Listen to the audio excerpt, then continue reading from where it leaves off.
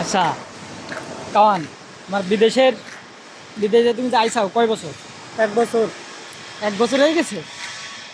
আচ্ছা, যে তা তুমি যে বিদেশে 1 বছর হয়েছাও, তোমার বিদেশ থাকার অনুভূতি কি? এই বাড়ি দিয়ে বাড়ি গাড়ি করবো, টাকা পয়সা কামাই করবো, বিয়ে শাদী করতে দিব। বিয়ে সাথে আর আহ। কাম সাজছে। আচ্ছা, তা মা বাপের কথা মনে পড়ে না? মা বাবার কথা মনে পড়ে, কিন্তু মনে পড়লে কি করার, করার কিছু নাই। বিদেশ এসে ফাইসে গেছি।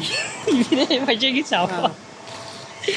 আমার কামার বিদেশে এসে ফাইসে গেছে মাইনকের চিপায়।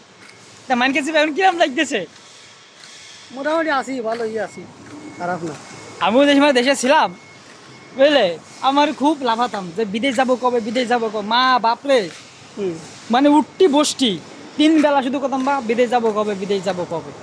তো বিদেশ আইসে কি বলবো আর, সব একদম তেজপাতা হয়ে গেছে। ধন্যবাদ সবাইকে।